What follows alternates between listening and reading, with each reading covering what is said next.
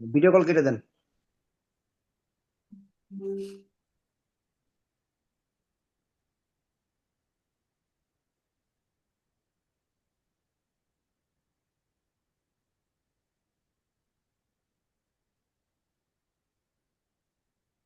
আউযু বিল্লাহি মিনাশ শাইতানির রাজিম বিসমিল্লাহির রহমানির রহিম।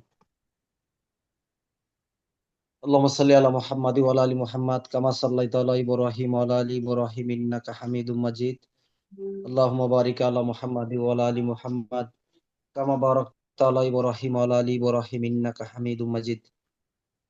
রব্বি জিদনি ইলমা রব্বি জিদনি ইলমা রব্বি জিদনি ইলমা রব্বি ইশরাহ লি সাদরি ওয়া ইয়াসসির লি আমরি ওয়াহলুল উকদাতাম মিন লিসানি ইয়াফকাহু কাওলি।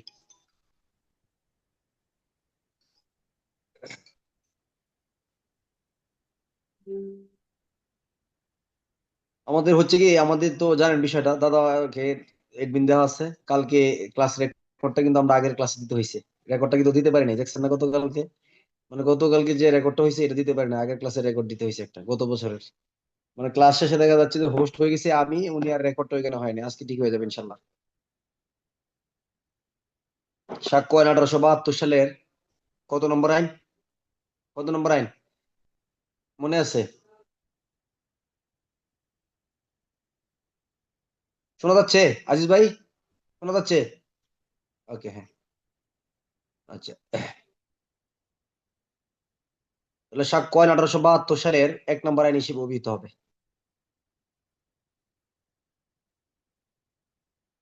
এই আইনটা সমগ্র বাংলাদেশের জন্য প্রযোজ্য হবে এবং 1 সেপ্টেম্বর 1872 সাল থেকে কার্যকর হবে। প্রাথমিক যে আলোচনা ছিল, সাক্ষ্য আইনের অধ্যায় কয়টা? 11টা। সাক্ষ্য আইনের সর্বশেষ ধারা কত? 167। এর ইংরেজি শব্দ কি? Evidence act. এর ইংরেজি শব্দ হলো এভিডেন্স অ্যাক্ট।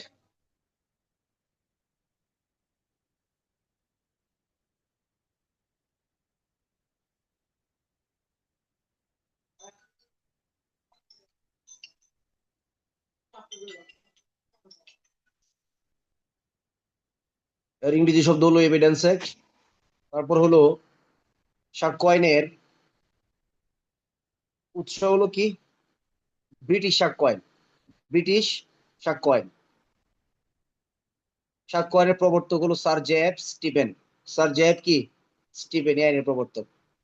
এই আইনের আদালতের সাধারণত বিচার বিভাগীয় কার্যক্রমের ক্ষেত্রে বৈজ্ঞানিক উপায়ে আইনানুগ ভিত্তিতে বিচার কার্যক্রম পরিচালিত হওয়ার যে আইন, সেটাই হলো সাক্ষ্য আইন। তাহলে আইনানুগ ভাবে বৈজ্ঞানিক প্রক্রিয়ায় সাক্ষ্য প্রমাণ সংগ্রহের জন্য যে আইন, সেটাকে বলা হয় কি আইন? সাক্ষ্য আইন। এবং যত রকমের আইন পড়বেন, যতগুলো আইন পড়বেন, সবচেয়ে বেশি পরীক্ষার প্রশ্ন হবে কোন আইন থেকে? কম ধারা অনুসারে বেশি ধারা আসবে সাক্ষ্য আইন থেকে। এবং সকল আইনের চেয়ে আমরা এটাকে গুরুত্বপূর্ণ আইন হিসেবে বলে থাকি। এবং সব আইনের চাইতে সবচেয়ে সহজ আইন হলো এই সাক্ষ্য আইন।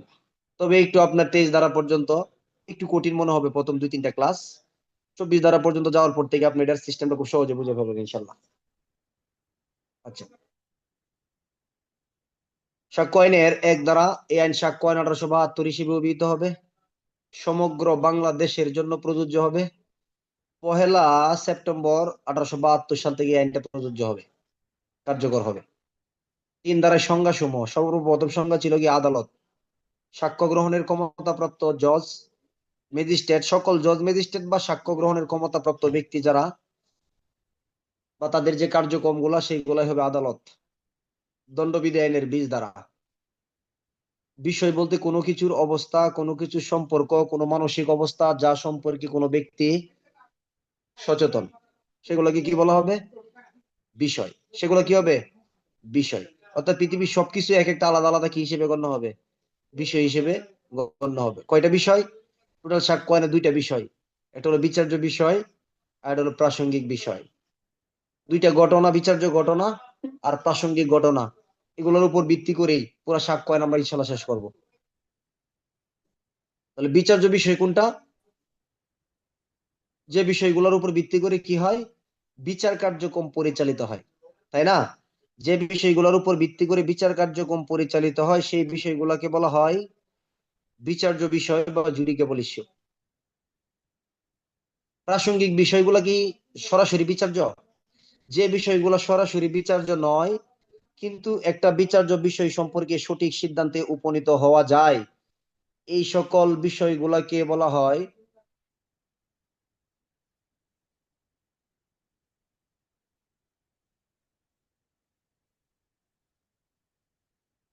এই সকল বিষয়গুলোকে কি বলা হয়? প্রাসঙ্গিক বিষয়। তাই না? এটা সুন্দর নোট করবেন, চমৎকার, নিজে নিজে সাক্ষ্য আইনের উপর। দেখবেন সাক্ষ্য আইন আপনার জন্য একদম ইজি হয়ে গেছে। যাই পড়াইতেছি ক্লাসের এই এই শর্ট ভার্সন অনুসারে একটা নোট তৈরি করবেন নিজে নিজে, ইনশাল্লাহ। ঠিক আছে? তাহলে আপনার জন্য খুব সহজ হবে। তাহলে যে বিষয়গুলা সরাসরি বিচার্য নয়, কিন্তু একটি বিচার্য বিষয় সম্পর্কে সঠিক সিদ্ধান্ত নেওয়া যায়, এই সকল বিষয়গুলোকে বলা হয় প্রাসঙ্গিক বিষয় সাক্ষ্য আইনের 3 ধারা। যেমন রহিম করিমকে অস্ত্র দ্বারা আঘাত করে হত্যা করে। তাহলে আঘাতও করছে, হত্যাও করছে। তাহলে আঘাত আর হত্যা এগুলো হলো কি বিষয়? বিচার্য বিষয়। অস্ত্রটা হলো কি বিষয়? প্রাসঙ্গিক বিষয়। দলিল অক্ষর দ্বারা, সংখ্যা দ্বারা, চিহ্ন দ্বারা, এক বা একাধিক উপায়ে বর্ণিত হয় বা লিপিবদ্ধ, যেগুলো কোনো প্রমাণে সহায়ক হয়, নিজের অধিকার কি করা যায়? দাবি করা যায়, প্রতিষ্ঠিত করা যায়, সেগুলোকে কি বলা হয়? দলিল। সাক্ষ্য আইনের 3 ধারা, দণ্ডবিধানের 29 ধারা। 3 ধারা আর একটা গুরুত্বপূর্ণ সংজ্ঞা হলো সাক্ষ্য। সাক্ষ্য সাধারণত 2 প্রকার, একটা হলো মৌখিক সাক্ষ্য, আর একটা হলো কি সাক্ষ্য? দালিলিক সাক্ষ্য। তাহলে মৌখিক সাক্ষ্য কিভাবে দেওয়া হয়? Oral evidence. মৌখিকভাবে আদালতে বিচারিক কার্যক্রমে যে সাক্ষ্য দেওয়া হয় সেটাকে বলা হয় মৌখিক সাক্ষ্য। দলিল পত্রের মাধ্যমে বা দালিলিক ভাবে আদালতে যে সাক্ষ্য দেওয়া হয়, দলিল পত্র উপস্থাপনের মাধ্যমে বা পরিদর্শনের মাধ্যমে যে সাক্ষ্য দেওয়া হয়, তাকে বলা হয় ডকুমেন্টারি এভিডেন্স বা দালিলিক সাক্ষ্য। সাক্ষ্য আইনের 3 ধারা। আর এই 2 ধরনের সাক্ষ্যকে একত্রে কি বলা হয়? মৌখিক সাক্ষ্য এবং দালিলিক সাক্ষ্যকে একত্রে কি বলা হয়? বিচার্য বিষয়, প্রাসঙ্গিক বিষয়, বস্তুগত সাক্ষ্য, নাকি সাক্ষ্য? তোর হলো সাক্ষ্য বলা হয় তাকে। কি বলা হয়? সাক্ষ্য বলা হয়। আর একটা সংজ্ঞা হলো বস্তুগত সাক্ষ্য। রক্ত, হাতের ছাপ, বীর্য, মুখের লালা হতে পারে, তাই না? পায়ের ছাপ হতে পারে, ঘটনাস্থল থেকে প্রাপ্ত কোনো বস্তু দ্রব্য হইতে পারে। এগুলাকে বলা হয় কি সাক্ষ্য? ফিজিক্যাল এভিডেন্স বা ফরেনসিক এভিডেন্স বা বস্তুগত সাক্ষ্য। দ্বারা হলো সাক্ষ্য আইনের ক ধারা? 3 ধারা। তাহলে বস্তুগত সাক্ষ্য বলতে এমন এক সাক্ষ্যকে বোঝানো হয় যে সাক্ষ্যের মাধ্যমে অপরাধীকে কি করা যায়? শনাক্ত করা যায়, ভিকটিমকে শনাক্ত করা যায়। মানে এই অপরাধের সাথে অপরাধীর কতটুক সম্পর্ক, অপরাধের সাথে ভিকটিমের কতটুক সম্পর্ক, এটার যুগ সাজেশ তৈরি করা যায়, অথবা কোনো একটা বিচার্য ঘটনাকে প্রমাণিত অথবা মিথ্যা প্রমাণিত করা যায়। এই সকল সাক্ষ্যগুলোকে বলা হয় বস্তুগত সাক্ষ্য। উদাহরণ দিবেন, সাক্ষ্য আইনের কোন প্রশ্নের ক্ষেত্রে লম্বা বড় কোনো প্রশ্ন আপনাকে করতে পারবে না, এই জন্য সাক্ষ্য আইনের প্রশ্নের ক্ষেত্রে উদাহরণ দিবেন, ব্যাখ্যা দিবেন। সাক্ষ্য আইনের নির্দিষ্ট কিছু ধারা আছে, এগুলোর ব্যাখ্যাগুলো খুবই গুরুত্বপূর্ণ। ধারার চাইতে ব্যাখ্যা থেকে বেশি প্রশ্ন আসে। ধারার চাইতে কি আসে? ব্যাখ্যা থেকে বেশি প্রশ্ন আসে। আমি যদি আপনাকে খুব সহজে বলি, সাক্ষ্য আইনের 54 ধারা 2টা ব্যাখ্যা আছে, এই 2টা ব্যাখ্যা থেকে একাধিকবার প্রশ্ন হয়েছে। এরকম আরো অনেক, এর আমি উদাহরণ বলতেছি একটা, তবে সাক্ষ্য আইনের 54 ধারা 2টা ব্যাখ্যা আছে, একাধিকবার 2 পদে প্রশ্ন হয়েছে। এখন ওইগুলো ব্যাখ্যা করতে গেলে লম্বা হয়ে যাবে এই জায়গাটা, পরে বলবো আমি এগুলা। ওইগুলো হলো চরিত্র সম্পর্কিত ব্যাখ্যা। কি সম্পর্কিত? চরিত্রের ব্যাখ্যা সম্পর্কিত।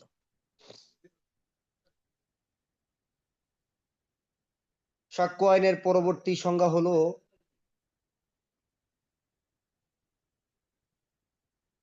ডিজিটাল বা ইলেকট্রনিক রেকর্ড।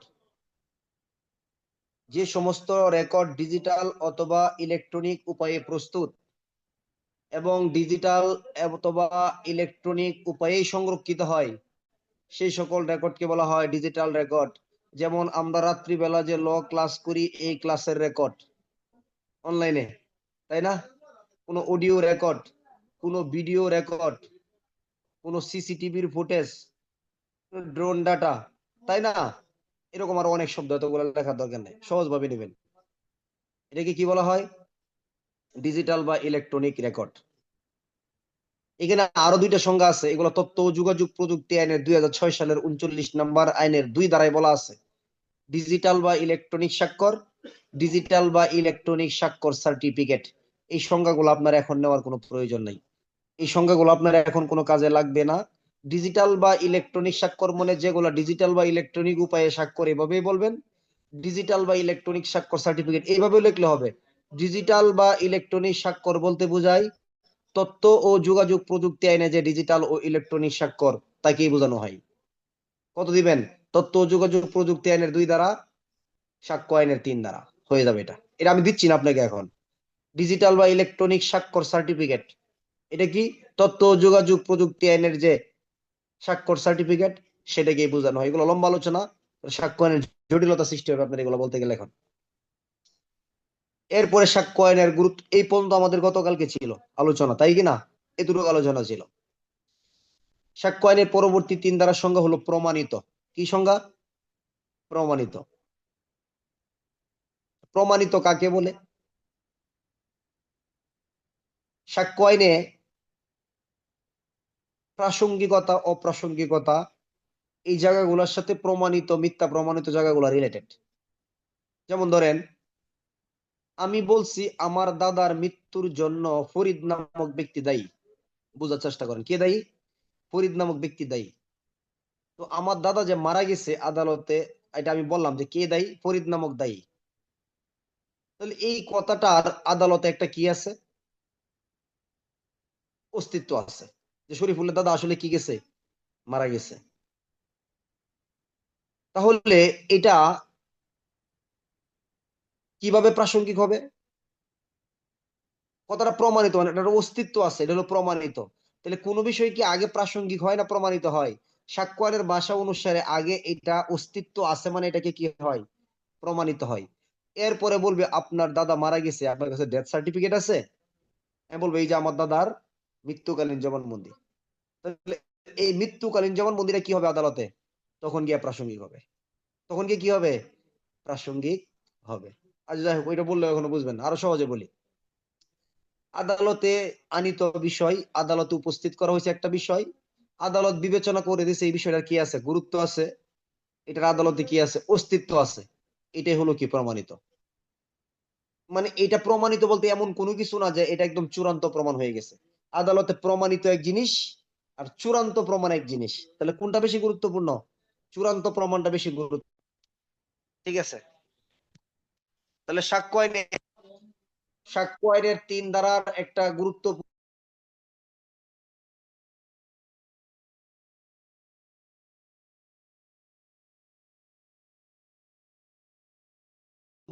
সংজ্ঞা হলো প্রমাণিত।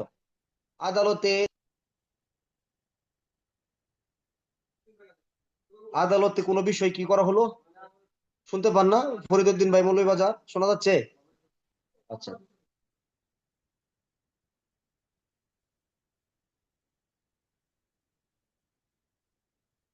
কারণ ভাই শোনা যাচ্ছে? আচ্ছা। আদালতে কোনো বিষয় উপস্থিত করা হলো, বই বন্ধ, সব বই বন্ধ, ক্লাস সহজে বুঝতে চাইলে।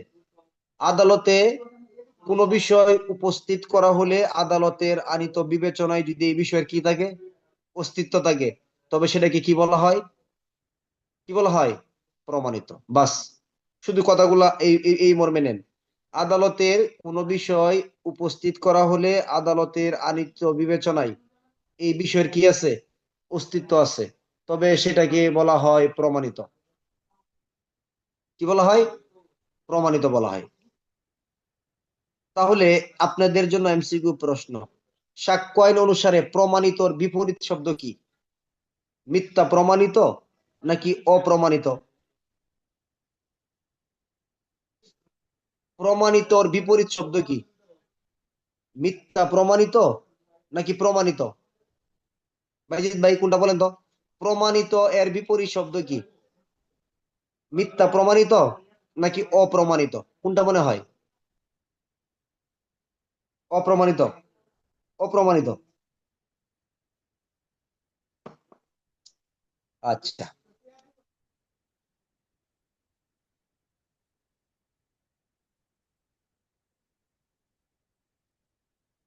তাহলে সাক্ষ্য আইনের ভাষা অনুসারে প্রমাণিতর বিপরীত শব্দ হলো মিথ্যা প্রমাণিত। মামুন, তোর ফোন আসতেছে দেখ। প্রমাণিতর বিপরীত শব্দ হলো মিথ্যা প্রমাণিত। তাহলে আদালতে যে বিষয়গুলো উপস্থিত করা হবে, আদালতের আনিত বিষয়গুলার উপর ভিত্তি করে আদালত যদি মনে করে এর অস্তিত্ব আছে, গুরুত্ব আছে, প্রয়োজনীয়তা আছে, এটার নামে প্রমাণিত। আর যে বিষয়গুলা আদালতের কোনো গুরুত্ব নাই, কোনো অস্তিত্ব নাই, এটাকে কি বলা হয়? এটাকে বলা হয় মিথ্যা প্রমাণিত। সহজ না কথাগুলো একদম? আপনি এতটুকু জানলেই হবে। তাহলে যেটা আদালতে অস্তিত্ব অস্তিত্ব আছে সেটাকে বলে প্রমাণিত, যেটার অস্তিত্ব নাই সেটাকে বলা হয় মিথ্যা প্রমাণিত। আর যেটা আদালতে প্রমাণিত হয় না, মিথ্যা প্রমাণিত হয় না, সেটাকে বলা হয় অপ্রমাণিত। সাক্ষ্য আইনের 3 ধারা। বুঝছেন? তাহলে আপনারা বলবেন, যার অস্তিত্ব আছে আদালতে তাকে কি বলা হয়? প্রমাণিত। আদালতের বিবেচনায় যার অস্তিত্ব নাই তাকে কি বলা হয়? মিথ্যা প্রমাণিত। যেটা প্রমাণিত হয় না, মিথ্যা প্রমাণিত হয় না, সেটাকে কি বলা হয়? অপ্রমাণিত। কি প্রমাণিত? অপ্রমাণিত। সাক্ষ্য গ্রহণের ক্ষমতাপ্রাপ্ত জজ ম্যাজিস্ট্রেটকে বলা হয় আদালত। কোনো কিছুর অবস্থা, কোনো কিছু সম্পর্কে কে বলা হয় বিষয়। অক্ষর, সংখ্যা, চিহ্ন দ্বারা এক বা একাধিক উপায়ে বর্ণিত বিষয়গুলোকে বলা হয় দলিল। যে বিষয়ের উপর ভিত্তি করে বিচার হয় তাকে বলা হয় বিচার্য বিষয়। বিচার্য বিষয় প্রমাণ করার জন্য যে বিষয়গুলো প্রয়োজন তাকে বলা হয় প্রাসঙ্গিক বিষয়। মৌখিকভাবে যে সাক্ষ্য প্রদান করা হয় তাকে বলা হয় মৌখিক সাক্ষ্য। আদালতে পরিদর্শনের জন্য যে সমস্ত দলিলপত্র উপস্থাপন করা হয় বা সাক্ষ্য দেওয়া হয় তাকে বলা হয় দালিলিক সাক্ষ্য। মৌখিক সাক্ষ্য এবং দালিলিক সাক্ষ্যকে একত্রে বলা হয় সাক্ষ্য। যে সমস্ত সাক্ষ্যের মাধ্যমে কোনো অপরাধের সাথে অপরাধের সাথে ভিকটিমের সম্পর্ক স্থাপন করে কোনো ঘটনাকে প্রমাণিত, অপ্রমাণিত, মিথ্যা প্রমাণিত করে তাকে বলা হয় বস্তুগত সাক্ষ্য। যে সমস্ত রেকর্ডগুলো ডিজিটাল বা ইলেকট্রনিক উপায়ে সংরক্ষিত, সেগুলোকে বলা হয় ডিজিটাল বা ইলেকট্রনিক রেকর্ড। আদালতের আনিত বিবেচনায় যে বিষয়গুলোর আদালতে অস্তিত্ব আছে তাকে বলা হয় প্রমাণিত। যে বিষয়গুলোর অস্তিত্ব নাই তাকে বলা হয় মিথ্যা প্রমাণিত। যেগুলো প্রমাণিত হয় নাই, মিথ্যা প্রমাণিত হয় নাই, সেগুলোকে বলা হয়, কি বলা হয়? অপ্রমাণিত। তাহলে বলেন, অস্তিত্ব আছে তাকে কি বলে? অস্তিত্ব আছে তাকে কি বলে? প্রমাণিত। অস্তিত্ব নাই, মিথ্যা প্রমাণিত। প্রমাণিত হয় নাই, মিথ্যা প্রমাণিত হয় নাই, তাকে কি বলা হয়? অপ্রমাণিত। আচ্ছা, স্বাক্ষরের 3 ধারার আলোচনায় চলমান।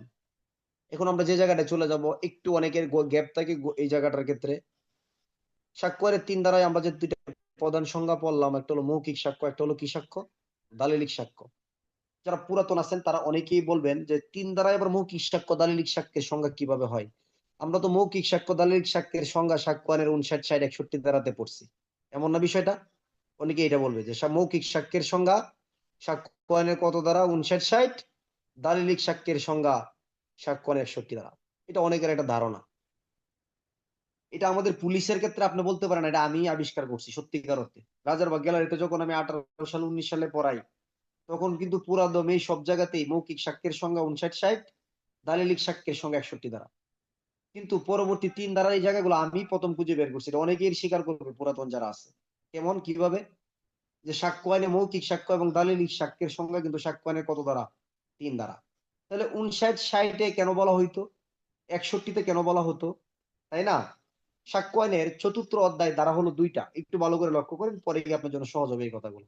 আমরা কিন্তু এই 3টা ধারা এখন পড়বো, 59, 60, 61 এই ধারাগুলো একটু আমি আলোচনা করবো এখন, দরকার আছে এটা, মানে আপনি অনেকের একটা জড়তা থাকবে। তাহলে মৌখিক সাক্ষ্যের সংজ্ঞা 3 ধারায়, তা আপনি নিশ্চিত তো? শিওর? হ্যাঁ, আপনাকে নিশ্চিত হইতে হবে, যেহেতু আমরা পড়ছি ক্লাসে। সাক্ষ্য আইনের 59 ধারা বলতেছে, একটা চতুর্থ অধ্যায়, ধারা হলো 2টা, 59 এবং 60। মৌখিক সাক্ষ্য দ্বারাও কোনো ঘটনা প্রমাণ করা যাবে। মৌখিক সাক্ষ্য দ্বারা কোনো ঘটনা প্রমাণ করা যাবে মানে কি? তার মানে মৌখিক সাক্ষ্য আদালতে কি হয়? গ্রহণযোগ্যতা আছে, মৌখিক সাক্ষ্যেরও প্রাসঙ্গিকতা আছে। কখন? দলিলের ক্ষেত্র ব্যতীত। কি? দালিলিক সাক্ষ্য ব্যতীত মামলার কি এমন হইতে হবে যে দালিলিক সাক্ষ্য লাগবেই? এমন অনেক মামলা আছে কোন দলিলিক ডকুমেন্টারি কোনো এভিডেন্স নাই, মৌখিক সাক্ষ্য দ্বারা কি ঘটনা প্রমাণ করা যায়? সাক্ষ্য আইনের 59 দ্বারা বলতেছে, যে সমস্ত মামলার ক্ষেত্রে দলিলের কোনো অস্তিত্ব নাই, দলিলের কোনো প্রয়োজন নাই, সেই সমস্ত ক্ষেত্রে মৌখিক সাক্ষ্য দ্বারাও ঘটনা প্রমাণ করা যায়। সাক্ষ্য আইনের কত দ্বারা? 59 দ্বারা। তার মানে 59 দ্বারা কি মৌখিক সাক্ষ্যের সংজ্ঞা বোঝানো হয়েছে, নাকি মৌখিক সাক্ষ্যের প্রাসঙ্গিকতা বা গ্রহণযোগ্যতা বোঝানো হয়েছে? প্রাসঙ্গিকতা বা গ্রহণযোগ্যতা বোঝানো হয়েছে সাক্ষ্য আইনের কত দ্বারা? 59 দ্বারা। এখন যদি বলা হয় কখন মৌখিক সাক্ষ্য, 59 দ্বারাই মৌখিক সাক্ষ্য গ্রহণযোগ্য, কি ব্যতীত বলেন তো? দলিল ব্যতীত। দলিল দিয়ে মৌখিক সাক্ষ্য দেওয়া যাবে না, দলিলি সাক্ষ্য দলিল দ্বারাই দিতে হবে। এই সাক্ষ্য আইনের 59 ধারা থেকে একটা আবিষ্কার হয়েছে সাক্ষ্য আইনের 6ষ্ঠ অধ্যায়, ধারা হলো সাক্ষ্য আইনের 91 থেকে সাক্ষ্য আইনের 100 ধারা পর্যন্ত, এইখান থেকে শুরু ওই অধ্যায়গুলা। তাহলে আপনি 59 ধারায় পড়বেন কি? মৌখিক সাক্ষ্য দ্বারা ঘটনা প্রমাণ করা যায়। যদি বলে মৌখিক সাক্ষ্য দ্বারা ঘটনা প্রমাণ করা যায় কখন, বলবেন যেখানে কোনো দলিলপত্র দলিলপত্র নাই, দলিলের ক্ষেত্র ব্যতীত। কত দ্বারা? 59 দ্বারা। তবে এর শর্ত হলো, সাক্ষ্য আইনের পূর্ব শর্ত হলো মৌখিক সাক্ষ্য দ্বারা ঘটনা প্রমাণ করা যায় দলিলের ক্ষেত্র ব্যতীত। কত? 59 দ্বারা। তবে এর পূর্ব শর্ত কি জানেন? এর পূর্ব শর্ত হলো মৌখিক সাক্ষ্য অবশ্যই অবশ্যই কি হইতে হবে? প্রত্যক্ষ হইতে হবে। এটা হলো সাক্ষ্য আইনের 60 দ্বারা। প্রত্যক্ষ মানে কি? নিজের চোখে দেখছেন, নিজের কানেই শুনছেন, নিজের নাক দ্বারাই গন্ধ নিছেন, নিজের হাত দ্বারাই কি করছেন? স্পর্শ করছেন, মানে পঞ্চ ইন্দ্রিয় দ্বারা। অর্থাৎ মৌখিক সাক্ষ্য অবশ্যই কি হইতে হবে? প্রত্যক্ষ হইতে হবে। তাহলে আমি কি করলাম? নিজের চোখে দেখলাম, আমি দেখছি বাইজিদ নামক ব্যক্তি নিজে হত্যা করছে, আমি নিজের চোখে দেখছি, এটা হলো প্রত্যক্ষ। আমি নিজে শুনছি আবু তাহের যখন বাইজিদকে আঘাত করতেছে, চিৎকার চেঁচামেচি করতেছে, আমি নিজের কানে শুনছি। তাহলে নিজের চোখে দেখা, নিজের কানে শোনা, নিজের হাত দ্বারা স্পর্শ করা, নিজের নাক দ্বারা গন্ধ নেয়া, নিজের জিহ্বা দ্বারা স্বাদ নেয়া, এটাকে পঞ্চ ইন্দ্রিয় বলা হয়। তাহলে পঞ্চ ইন্দ্রিয় কি বলেন? চোখের দ্বারা দেখা, নিজের কানের দ্বারা শোনা, নিজের হাত দ্বারা স্পর্শ করা, নিজের নাক দ্বারা গন্ধ নেয়া, নিজের জিহ্বা দ্বারা স্বাদ নেয়া, এগুলোকে পঞ্চ ইন্দ্রিয় বলা হয়। কি বলা হয়? পঞ্চ ইন্দ্রিয় বলা হয়। ব্যাখ্যা আছে অপরাধ তদন্ত নির্দেশিকাতে, সাক্ষ্য আইনের 62 ব্যাখ্যা আছে। যদি বলে পঞ্চ ইন্দ্রিয় বলতে কি বুঝেন, তাহলে প্রত্যক্ষ যে হইতে হবে, মৌখিক সাক্ষ্য অবশ্যই প্রত্যক্ষ হইতে হবে।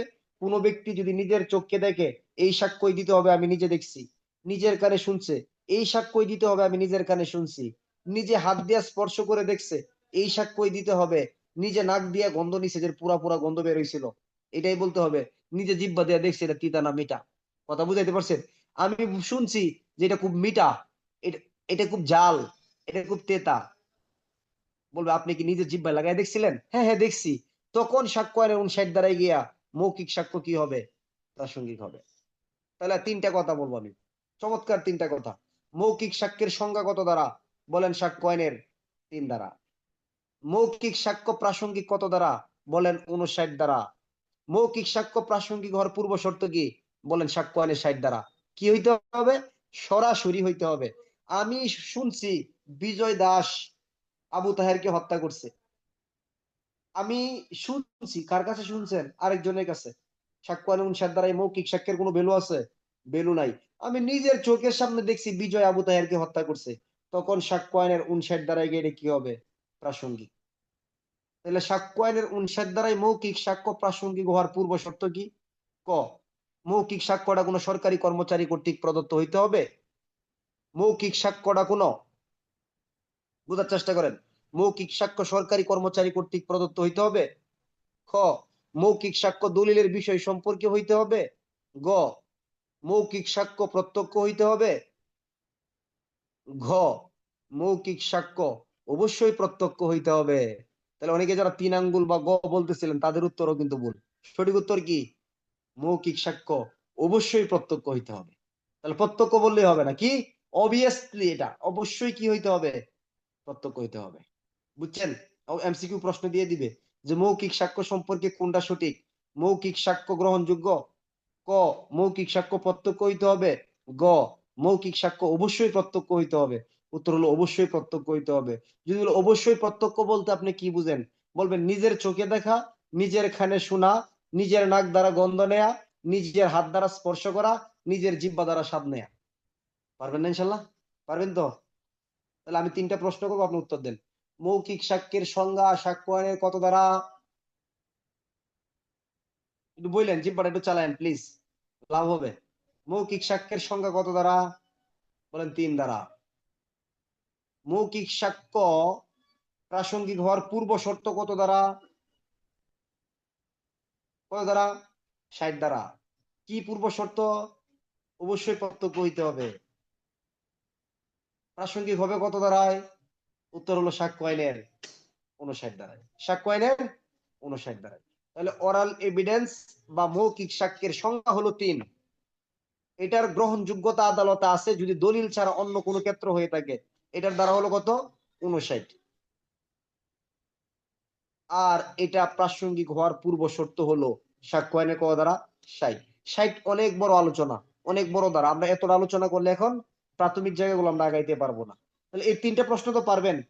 আবার মৌখিক সাক্ষ্যের সংজ্ঞা 3, মৌখিক সাক্ষ্যের প্রাসঙ্গিকতা বা গ্রহণযোগ্যতা 59, আর এটা প্রাসঙ্গিক হওয়ার পূর্ব শর্ত হলো এটা অবশ্যই প্রত্যক্ষ হইতে হবে সাক্ষ্য আইনের 60 দ্বারা।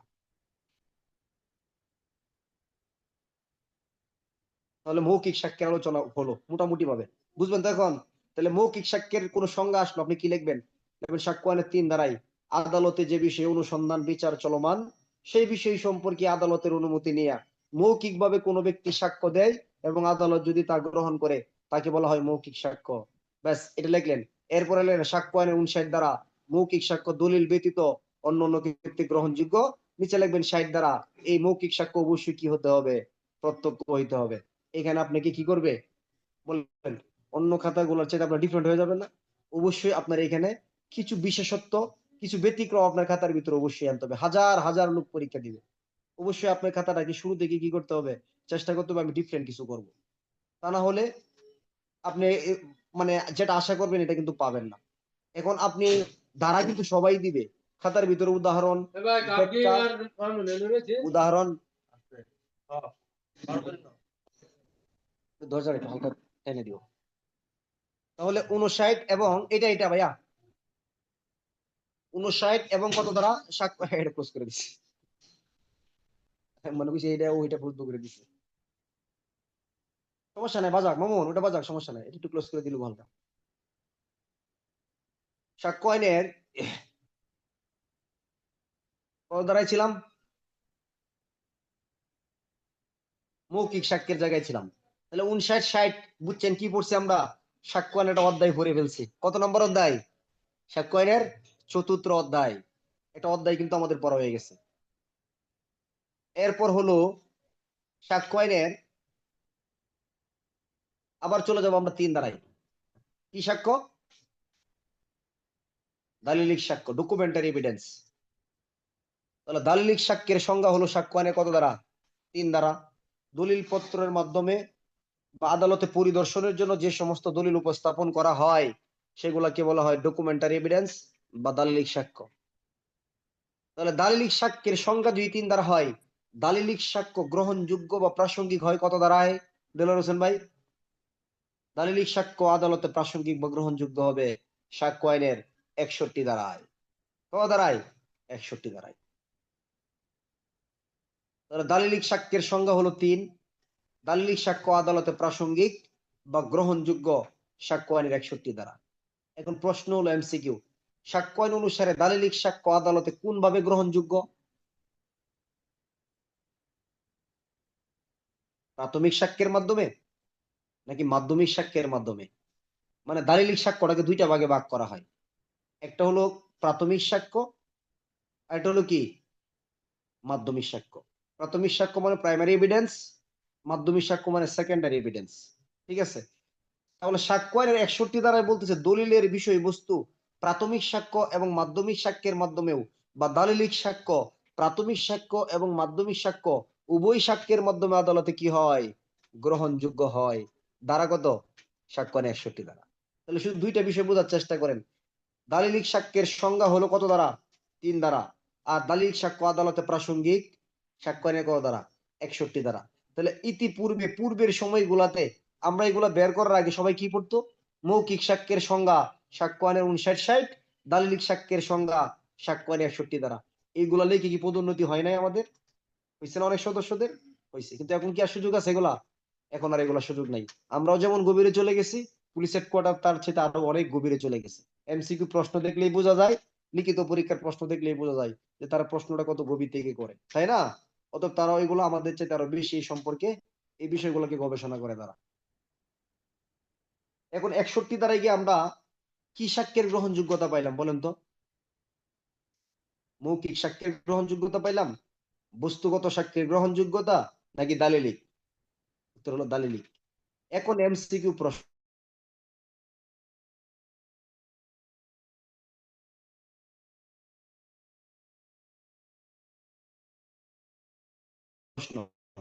দালিলিক সাক্ষ্য কয়ভাবে গ্রহণযোগ্য হয়? কয়ভাবে? দালিলিক সাক্ষ্য কয়টি উপায়ে গ্রহণযোগ্য হয়? উত্তর হলো দুইটি। কি কি? একটা হলো প্রাথমিক সাক্ষ্য, আর একটা হলো মাধ্যমিক সাক্ষ্য।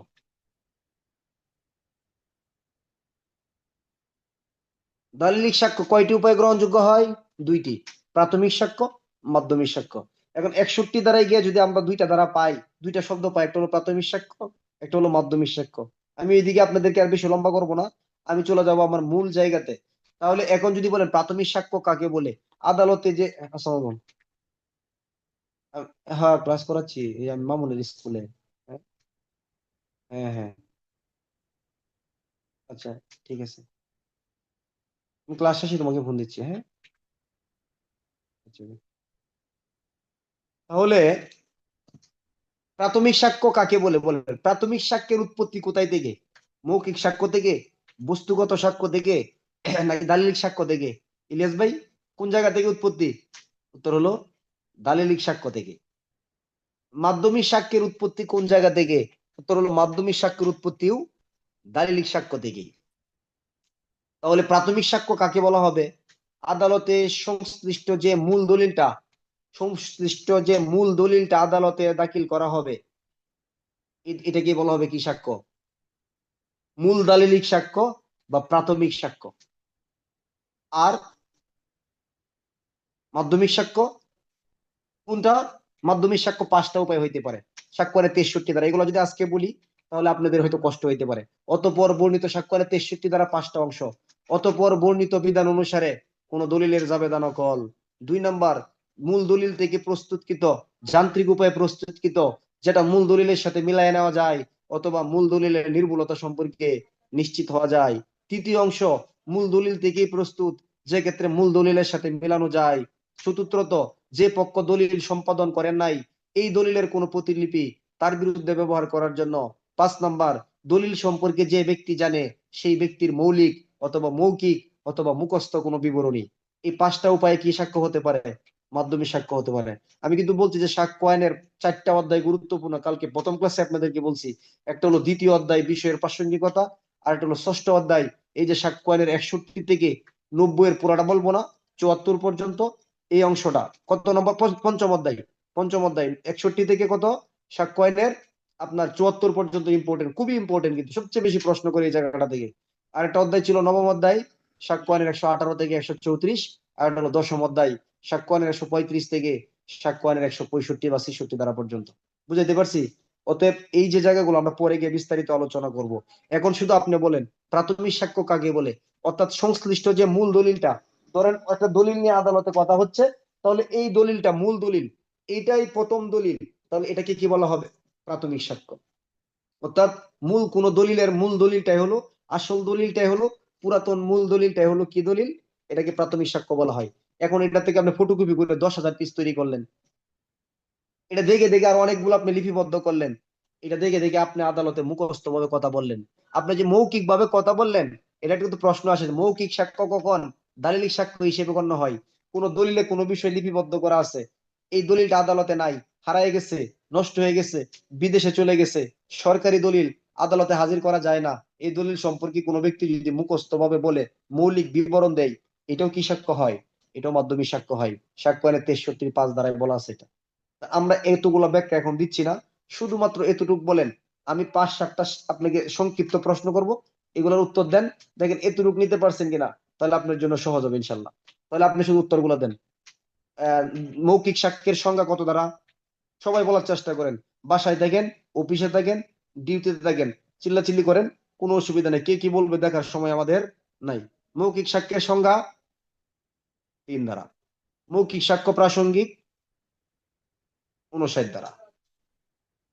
মৌখিক সাক্ষ্য প্রাসঙ্গিক হওয়ার পূর্ব শর্ত 60 ধারা। কি হইতে হবে? প্রত্যক্ষ হইতে হবে। দালিলিক সাক্ষ্যের সংজ্ঞা 3 ধারা। দালিলিক সাক্ষ্য আদালতে প্রাসঙ্গিক 61 ধারা। কয় ভাবে? 2 ভাবে, প্রাথমিক সাক্ষ্যের মাধ্যমে, মাধ্যমিক সাক্ষ্যের মাধ্যমে। তাহলে 61 ধারায় দালিলের ইঙ্গিতের ভিতরে আমরা কয়টা দালিলিক পাই? 2টা, একটা হলো প্রাথমিক, একটা হলো মাধ্যমিক। এটা 61 ধারায় বলতেছে। তো 61 ধারার 2টা ধারাতে গিয়া পরবর্তী 2টা ধারায় ব্যাখ্যা হয়েছে, সংজ্ঞা হয়েছে, যে 61 ধারায় যে প্রাথমিক মাধ্যমিক 2টা শব্দ আপনি শুনলেন, এগুলা কি জানতে চান নাকি? হ্যাঁ, জানতে চাই। 62 ধারায় বলতেছে প্রাথমিক সাক্ষ্য সংশ্লিষ্ট মূল দলিলটাকে বলা হয় প্রাথমিক সাক্ষ্য। 63 ধারায় বলতেছে মূল দলিলের কোনো ফটোকপি, কোনো অনুলিপি, মূল দলিলের কোনো প্রতিলিপি, মূল দলিলের কোনো বিবরণ, যেটা মূল দলিল থেকে প্রস্তুত করা হয়েছে, সেগুলোকে কি বলা হয়? মাধ্যমিক সাক্ষ্য। সাক্ষ্য আইনের 63 ধারা। তাহলে বলেন প্রাথমিক সাক্ষ্যের সংজ্ঞা কত দ্বারা? উত্তর হলো 62 ধারা। মাধ্যমিক সাক্ষ্যের সংজ্ঞা কত দ্বারা? উত্তর হলো সাক্ষ্য আইনের 63 ধারা। তাহলে এখন এই দালিলিক সাক্ষ্য, মৌখিক সাক্ষ্য বুঝলাম, এই 2টা সাক্ষ্যের প্রাসঙ্গিকতাও বুঝলাম, প্রাথমিক সাক্ষ্য কাকে বলে, মাধ্যমিক সাক্ষ্য কাকে বলে, এই বিষয়গুলো আমরা অতি সংক্ষেপে বুঝলাম, তাই কি না? এখন আমরা আবার চলে যাব সাক্ষ্য আইনের সেই প্রথম অধ্যায়। প্রথম অধ্যায়ের ধারা নাম্বার 4 ধারা। কত ধারা? 4 ধারা। সাক্ষ্য আইনের 4 ধারায় 3টা সংজ্ঞা আছে। অনুমান করবে, অনুমান করতে পারে, আর এটা হলো চূড়ান্ত প্রমাণ। অনুমান করতে পারে বা অনুমান করবে, 2টা সেম সংজ্ঞা। এটাকে আপনি আলাদা ভাগ করার কোনো সুযোগ নাই, করবেনও না। তাহলে সাক্ষ্যের 4 ধারা এই অনুমান সম্পর্কে, অনুমানের আবার প্রকারভেদ আছে ভাষ্যতে, যে অনুমান কত প্রকার। তো এইগুলোর আলোচনাও আমি এখন করব না, যেহেতু আমাদের প্রাথমিক সাক্ষ্য আইনের ক্লাস শুরু। পরবর্তীতে সাক্ষ্য আইন পুরা শেষ করার পর আমরা পরবর্তী কিছু কিছু ভাষ্য নিয়ে আলোচনা করার চেষ্টা করব। তখন এই জায়গাগুলো আমরা কিছুটা অ্যাড করবো ইনশাল্লাহ, ঠিক আছে? আপনার জন্য সহজ হবে। এখন যদি ভাষ্য কেন্দ্রিক আলোচনা শুরু করি, তাহলে আপনারা যেহেতু নতুন, অনেকের জন্য এই ক্লাসটা একটু কি হয়ে যেতে পারে, একটু কঠিন হয়ে যেতে পারে, এই বিষয়টা আমার মাথায় রাখতে হবে। 4 ধারায় আমরা 2টা সংজ্ঞা পড়লেই হবে। কি সংজ্ঞা? একটা হলো অনুমান করতে পারে বা অনুমান করবে, 2টা মিলে একটা।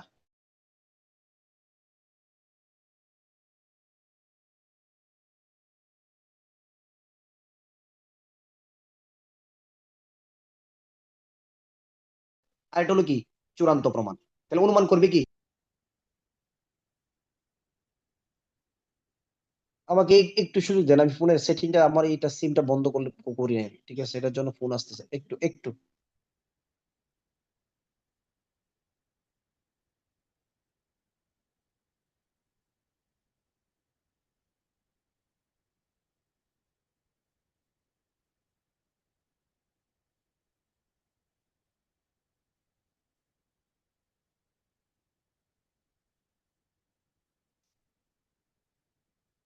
আচ্ছা, শুনতে পাচ্ছি। হ্যাঁ, শোনা যাচ্ছে। আয়তুল নাহার আপু, শোনা যাচ্ছে? হাত তুলেন। ওকে।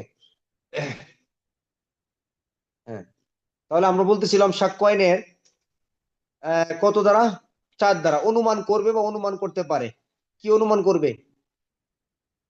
কোন বিষয় আদালতে যতক্ষণ পর্যন্ত কি হয় নাই, মিথ্যা প্রমাণিত হয় নাই, ততক্ষণ পর্যন্ত আদালত এটা প্রমাণিত হয়েছে বলে কি করবে, অনুমান করবে। না হলে প্রমাণ করার জন্য আদালত আদেশ দিবে। যেমন, তাহলে আদালত অনুমান, সাক্ষ্য আইনে অনুমান সম্পর্কিত কিছু ধারা আছে। সাক্ষ্য আইনের 4 ধারা। এটা হলো অনুমানের কি, অনুমান সম্পর্কিত, মানে সাক্ষ্য আইনে অনুমান সম্পর্কে কিছু আলোচনা আছে। সংজ্ঞাগুলো হলো 4 ধারা। আর অনুমানের ভিত্তিগুলো হলো সাক্ষ্য আইনের কত ধারা, সাক্ষ্য আইনের 79 ধারা থেকে 90-ক পর্যন্ত। অনুমানের অনেকগুলো ধারা, 79 থেকে 90 পর্যন্ত আদালত বিভিন্ন বিষয়ে অনুমান করতে পারে। আর একটা অনুমানের ধারা হলো সাক্ষ্য আইনের 114 ধারা। এছাড়া সাক্ষ্য আইনে অনুমান সম্পর্কে আর কোনো ধারা নাই। তাহলে 4 ধারা হলো অনুমানের সংজ্ঞাগুলা। আর 79 থেকে 90 ক পর্যন্ত হলো আদালত কোন কোন বিষয়ে অনুমান করবে। আর সাক্ষ্য আইনের 114 ধারায় 7ম অধ্যায়ে গিয়ে বলতেছে, যখন মামলার বাদী পক্ষ বিবাদী পক্ষ কোনো কিছুই মামলার বিষয়বস্তু প্রমাণ করতে পারে না, তখন আদালত কোনো প্রাকৃতিক ঘটনার সাধারণ গতি দ্বারা, কোনো মানবিক আচরণ এবং সরকারি বেসরকারি কার্যের ফলে যে সমস্ত ঘটনা সৃষ্টি হতে পারে, সেই সম্পর্কে সেই সকল ক্ষেত্রে আদালত কি করতে পারে, অনুমান করতে পারে সাক্ষ্য আইনের 114 ধারা। ঠিক আছে। আচ্ছা, অনুমানের জায়গাগুলো আমাদের জন্য তুলনামূলক কম গুরুত্বপূর্ণ। আমাদের পদোন্নতির ক্ষেত্রে যারা বিচারক হিসেবে কাজ করে তাদের জন্য এই জায়গাগুলো খুব গুরুত্বপূর্ণ। ধরেন আপনি এমডি জাহিদুল ইসলাম, আপনি একজন আদালতের জজ বা ম্যাজিস্ট্রেট, বিচার কার্যক্রম পরিচালনা করতেছেন। তাহলে জজের আসনে বসে থেকে আপনাকে কিছু ক্ষমতা দেয়া আছে। কি ক্ষমতা? আপনি এগুলা কি করতে পারবেন, কিছু বিষয় অনুমান করতে পারেন যে বাইজিৎ ছেলেটা মনে হয় ভালো, এই অপরাধটা মনে হয় বাইজিৎ করে নাই। এগুলা কখন? যখন বাইজিদের পক্ষে বা বিপক্ষের সাক্ষ্যগুলো সন্তোষজনক নয়, তখন আদালতের উপর একটা ক্ষমতা দেয়া থাকে, অনুমান করার ক্ষমতা। কার ক্ষমতা এগুলা? বিচারকের ক্ষমতা, অনুমানের ক্ষমতা। মামলার বাদী বিবাদী পক্ষের অনুমানের কোন ভিত্তি আইনে সাধারণত দেওয়া হয় নাই। তাহলে 4 ধারায় কি বলতেছে? বাইজিদ বলতেছে যে আমি এই ডাকাতির ঘটনার সাথে জড়িত নয়। তার বিপক্ষে আবু তাহের বলতেছে বাইজিদ ডাকাতির ঘটনার সাথে কি জড়িত। তাহলে যতক্ষণ পর্যন্ত, বোঝার চেষ্টা করেন, যতক্ষণ পর্যন্ত বাইজিদ নামক ব্যক্তিকে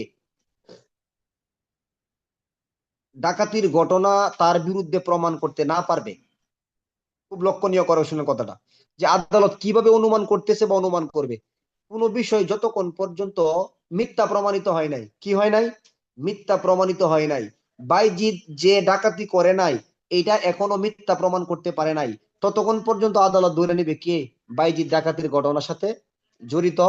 না হলে এই বিষয়টাকে কি করবে, প্রমাণ করার জন্য তাকে নির্দেশ প্রদান করবে। সাক্ষ্য আইনের ক দ্বারা? 4 ধারা। এটা অনুমান করতে পারে বা অনুমান করবে, একই কথা। দুইটা সংজ্ঞা দেখবেন একই রকম লেখা। তাহলে কোন ঘটনা আদালতে যতক্ষণ পর্যন্ত মিথ্যা প্রমাণিত না হবে, ততক্ষণ পর্যন্ত আদালত কি অনুমান করবে, মিথ্যা প্রমাণিত নাকি প্রমাণিত? প্রমাণিত বলে আদালত এটাকে কি করবে, অনুমান করে নিবে।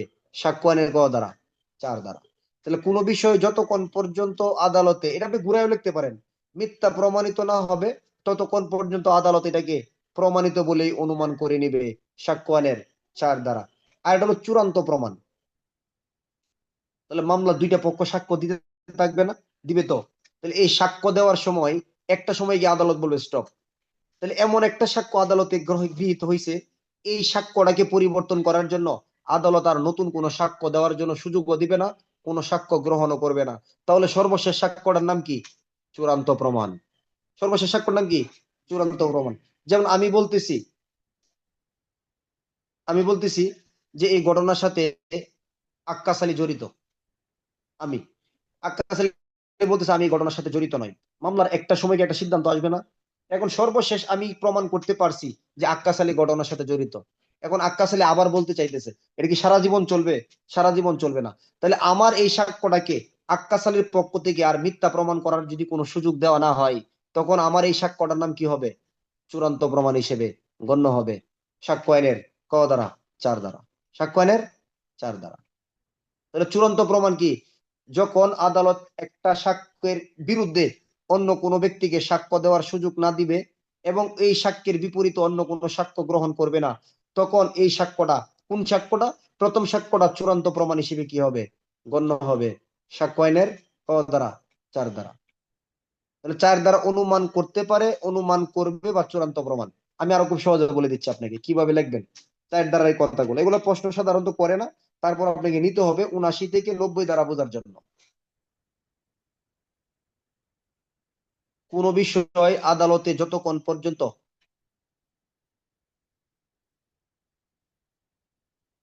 প্রমাণিত না হবে, আপনি এইভাবে কথা বলতে পারবেন। দুই ভাবে আসছে। কোন বিষয় যতক্ষণ পর্যন্ত আদালতে প্রমাণিত না হবে, আদালত এটা মিথ্যা প্রমাণিত বলে অনুমান করবে, অথবা প্রমাণ করার জন্য কি করবে, নির্দেশ প্রদান করবে। আপনি এইভাবে বললে এটা পারবেন, কোনো সমস্যা নাই। এটা হলো কি, অনুমান করতে পারে, মানে আদালত অনুমান করতেছে যেহেতু এটা কি হয় নাই, প্রমাণিত হয় নাই, তাহলে এটা মিথ্যা প্রমাণিত। অথবা কোনো বিষয় আদালতে মিথ্যা প্রমাণিত হয় নাই, তাহলে আদালত ধরে নেবে এটা কি প্রমাণিত, যতক্ষণ পর্যন্ত প্রমাণ করতে বা মিথ্যা প্রমাণ করতে না পারবেন। দুই ভাবে বললে এটা সঠিক হবে, কোনো অসুবিধা নাই। আর এটা হলো চূড়ান্ত প্রমাণ। একটা বিষয় কোনো ব্যক্তি সাক্ষ্য দিছে, এই বিষয় এই সাক্ষ্যটাকে পরিবর্তন করার জন্য আর কোনো সাক্ষ্য আদালত কি করবে না, গ্রহণ করবে না। তাহলে এই সাক্ষ্যটার নাম কি, প্রমাণ।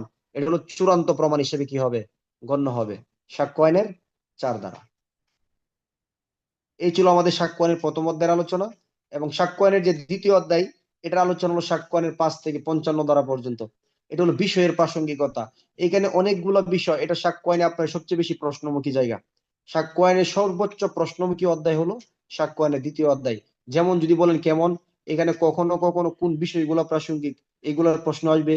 কখনো আপনার উপলক্ষ কারণ পরিণাম প্রাসঙ্গিক হবে, কখনো উদ্দেশ্য প্রস্তুতি প্রাসঙ্গিক হবে, কখনো প্রাসঙ্গিক ঘটনার ব্যাখ্যা বিশ্লেষণ প্রাসঙ্গিক হবে, কখনো অজুহাত প্রাসঙ্গিক হবে, কখনো আপনার কি বলে স্বীকৃতি প্রাসঙ্গিক হবে, কখনো স্বীকারোক্তি প্রাসঙ্গিক হবে অপ্রাসঙ্গিক হবে, কখনো মৃত্যুকালীন জবানবন্দি প্রাসঙ্গিক হবে, কখনো আপনার রায় অনুপস্থিত ব্যক্তিদের, কোন ব্যক্তিদের অনুপস্থিতিতেও তাদের অভিমত, কোন ব্যক্তি উপস্থিত নাই পূর্বের দেওয়া বিবৃতি প্রাসঙ্গিক হবে, কখনো গিয়ে আপনার রায় প্রাসঙ্গিক হবে, কখনো চরিত্র প্রাসঙ্গিক হবে, কখনো বিশেষজ্ঞের অভিমত প্রাসঙ্গিক হবে। এই সম্পর্কে সাক্ষ্যনের 55 ধারা পর্যন্ত। তাহলে এই অধ্যায়ের জন্য সবচেয়ে বেশি বলা যায় প্রশ্নগুলো আসে, যেমন মৃত্যুকালীন জবানবন্দির প্রাসঙ্গিকতা, এই অধ্যায়ের আলোচনা। স্বীকারোক্তির প্রাসঙ্গিকতা, এই অধ্যায়ের আলোচনা। এবং সবচেয়ে বেশি যে প্রশ্ন আসে চরিত্রের প্রাসঙ্গিকতা, 52 থেকে 55, এই অধ্যায়ের আলোচনা। অর্থাৎ এইখানে যদিও বা বিষয়ের প্রাসঙ্গিকতা, তার এক একটা বিষয় এক এক ভাবে গিয়ে কি হয়, প্রাসঙ্গিক হয়। আপনাকে এটা মাথায় রাখতে হবে।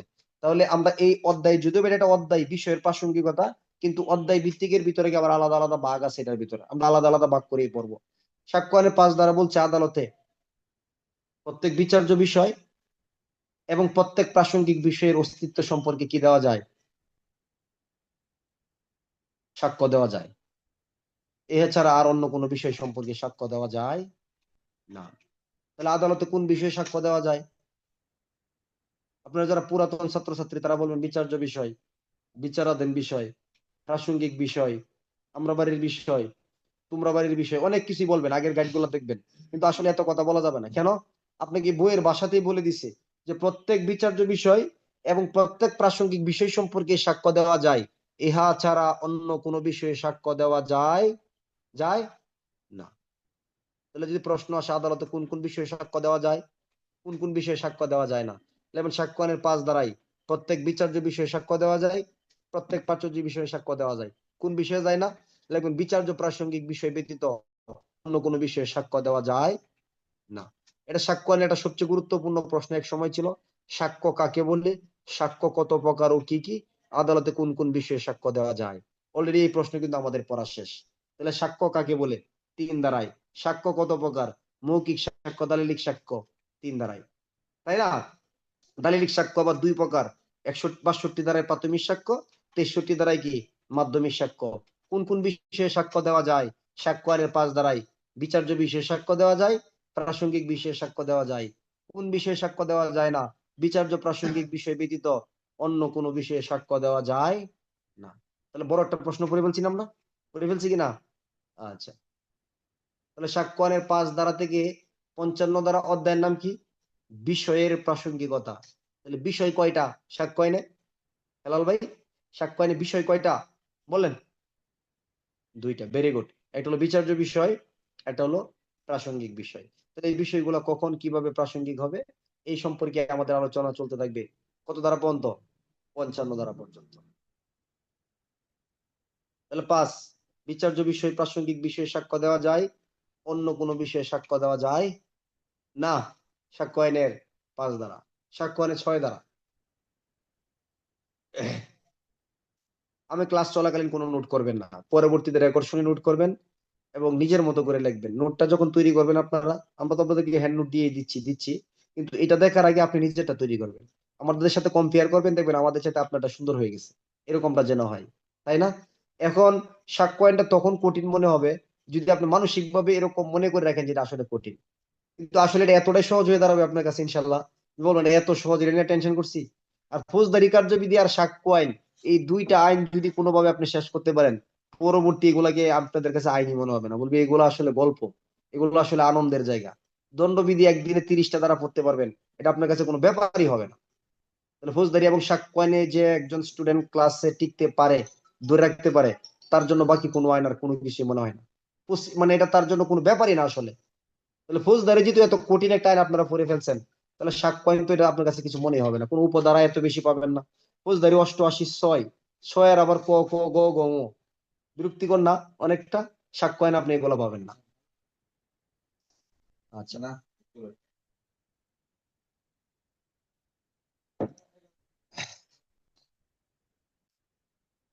আচ্ছা নেন সাক্ষ্য আইনের 6 ধারা। বিচার্য ঘটনার অংশ। কি ঘটনার? কোন বিচার্য ঘটনার অংশ। কোন কোন বিষয় আছে যে বিষয়গুলো সরাসরি কি নয়, বিচার্য নয়, কিন্তু এই বিচার্য ঘটনা বা বিচার্য কার্যের অংশ হিসেবে সেই বিষয়গুলো আদালতে কি হয়, প্রাসঙ্গিক হয়। এমন অনেক কিছু হয়ে যায় না, যে বিষয়গুলো আদালতে সরাসরি বিচার্য নয়, কিন্তু এই ঘটনার কি অংশ, কিন্তু এই ঘটনার অংশ হিসেবে এই কথাগুলো আদালতে কি হয়ে যায়, বিষয়গুলো আদালতে প্রাসঙ্গিক হয়ে যায়। আপনি বাজারে ধান ধান ধানই তো বলেন, অন্তত যে বাংলাদেশে যে যে অঞ্চলে আছেন ধান তো সবাই চিনেন, তাই না? তাহলে বাজারে ধান বিক্রি করতে নিয়ে গেছেন, 40 কেজিতে 1 মণ হয়, আমাদের আঞ্চলিক ভাষায় যেটা বলি এটাই মনে হয়, 40 কেজিতে 1 মণ। এখন এই ধানগুলোর সাথে কি কিছু, আমাদের এদিকে বলে সুসা, কেউ বলে সিডা, এক একটা এক একটা বলে না, মানে যেগুলোর ভিতরে চাউল থাকে না। তাহলে যখন বাজারে নিয়ে যায় 1 মণ ধানের সাথে যদি হালকা কিছু এগুলো থাকে, এগুলো কি সেটে ফেলায় দেন, এটার সাথে নিয়ে নেয়? নিয়ে নেয় কেন? তোর দান হচ্ছে একটা বিচার্য বিষয়, যেহেতু ওই দানগুলোর সাথে ওই সুসা গুলা মিশে গেছে, তাহলে এগুলো কি হয়ে গেছে, বাজারে বিক্রি হয়ে গেছে, মাঠে চলে গেছে, তাই না? তাহলে সাক্ষ্য আইনে কিন্তু আপনার বিচার্য এবং প্রাসঙ্গিক বিষয় ছাড়া অন্য কোনো কিছুর গ্রহণযোগ্যতা থাকে না সাধারণত। তবে সাক্ষ্য আইনের 6 ধারা বলতেছে যে বিষয়গুলো সরাসরি বিচার্য নয়, কিন্তু বিচার্য ঘটনার অংশ, সেই বিষয়গুলো আদালতে কি হবে, প্রাসঙ্গিক হবে। সেই বিষয়গুলো আদালতে প্রাসঙ্গিক হবে। যেমন 4টা উদাহরণ আছে এখানে, 4টা উদাহরণ থেকে সবচেয়ে একটা উদাহরণ দিলে আপনি এই ধারণা খুব সহজেই বুঝবেন। এটা এত ব্যাখ্যা করার দরকার নাই, এটা এত বেশি প্রশ্নমুখী করতেও পারে না। একটা উদাহরণ দিলে আপনি ক্লিয়ার হয়ে যাবেন এই জায়গাটা। যেমন তৃতীয় উদাহরণটা নেবেন, সাক্ষ্য আইনের 6 ধারার তৃতীয় উদাহরণটা, বই বন্ধ রাখেন, উদাহরণ নেন, বই খুলে দেখেন, আমার কথা শুনেন। ধরেন আমি কাকে, ধরেন আপনি জামিল ভাই, আমি জামিল ভাইকে চিঠি লিখছি কয়টা, 10টা চিঠি লিখছি। যে কোনো কার্যক্রমে তার সাথে আমার 10টা চিঠির লেনদেন বা আদান প্রদান হয়েছে। আমি তার কাছে যে আমার পঞ্চম চিঠিটা, 5 নম্বর চিঠিটার ভিতরে এমন লেখালেখি করছি, এই চিঠিটার ভিতরে তার মান হানি হয়েছে বা তার সুনাম নষ্ট হয়েছে, এমন একটা জিনিস প্রকাশ পাইছে। তাহলে সে আমার বিরুদ্ধে আদালতে মামলা করলো, ধরেন মানহানির মামলা। কি মামলা? কথা বোঝার চেষ্টা করুন, কি মামলা? মানহানির মামলা। তাহলে মানহানিকর মামলার জন্য কয় নম্বর চিঠিটা লেখা হয়েছে, কয় নম্বরটা মনে রাখবেন, 5 নম্বরটা। এখন এই মানহানির মামলার বিচার্য বিষয় কি, মানহানির মামলার বিচার্য বিষয় কি বলতে পারবেন? মানহানি মামলার বিচার্য বিষয় হলো মানহানি। খুনের মামলার বিচার্য বিষয় হলো খুন। ধর্ষণের মামলার বিচার্য বিষয় হলো ধর্ষণ। অর্থাৎ যেটা অপরাধ সেটাই বিচার্য বিষয়। তাহলে এই মানহানির মামলার এই বিচার্য বিষয় হলো মানহানি, প্রাসঙ্গিক বিষয় কি বলেন তো? প্রাসঙ্গিক বিষয় কি কে বলতে পারবেন?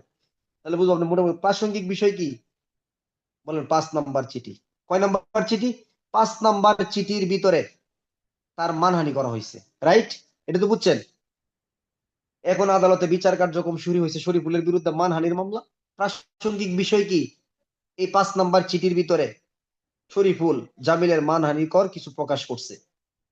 এখন আদালত বলবে এই কয়টা চিঠি দেওয়া হয়েছে? বলবো 10টা চিঠি। বলবো 1 থেকে 4 নাম্বার চিঠিগুলো আদালতে হাজির করেন, 6 থেকে 10 নাম্বার চিঠিগুলো আদালতে হাজির করেন। তাহলে 1 থেকে 4 নাম্বার চিঠিগুলো কি বিচার্য প্রাসঙ্গিক বিষয় ছিল? সরাসরি বিচার্য ছিল? ছিল না। 6 থেকে 10 নাম্বারটা কি বিচার্য প্রাসঙ্গিক ছিল? ছিল না। 5 নাম্বার এই চিঠির প্রাসঙ্গিকতার সাথে ওই চিঠিগুলো একই কার্যের অংশ, জড়াই গেছে কিনা, এই জন্য এই 5 নাম্বারের সাথে বাকি 9টা চিঠি আদালতে কি হবে? প্রাসঙ্গিক হবে। সাক্ষ্য এনে কয় দ্বারা? 6 দ্বারা। বুঝছেন বিষয়টা? তাহলে 1 থেকে 10-এর ভিতরে আমার মূলত প্রাসঙ্গিক চিঠি কোন নাম্বারটা ছিল? 5 নাম্বারটা। কিন্তু এর আগে পিছে কি হয়েছে, যেহেতু এটা চিঠির একটা লেনদেন, একই একটা ঘটনার সাথে সংযুক্ত, তাহলে ওই বিষয়গুলো সরাসরি বিচার্য না হইলেও এই ঘটনার অংশ হিসেবে বাকি চিঠিগুলো আদালতে কি হয়ে যাবে? প্রাসঙ্গিক হয়ে যাবে। সাক্ষ্য এনে কয় দ্বারা? 6 দ্বারা। বুঝছেন? ধরেন আরেকটা উদাহরণ দিই। এটা ধরেন কোন একটা ঘটনাস্থলে করিম নামক ব্যক্তি এবং কামরুজ্জামান নামক ব্যক্তি দুইজন কি হয়েছে, ব্যাপক একটা সংঘর্ষ বা মারামারি হয়েছে। একজন আরেকজনকে লাঠি দ্বারা কি করছে? আঘাত করছে। এবং এখানে একটা রক্তক্ষয়ী হয়েছে উভয়ের ভিতরে। পরবর্তীতে দুই পক্ষের বিরুদ্ধে তারা মামলা করলো। তাহলে বিচার্য বিষয় কি?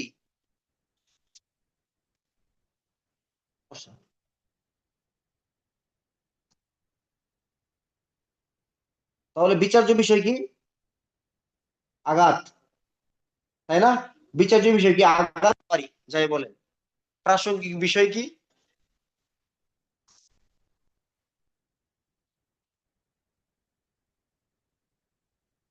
ভারী বিপদে পড়ছি দেখি।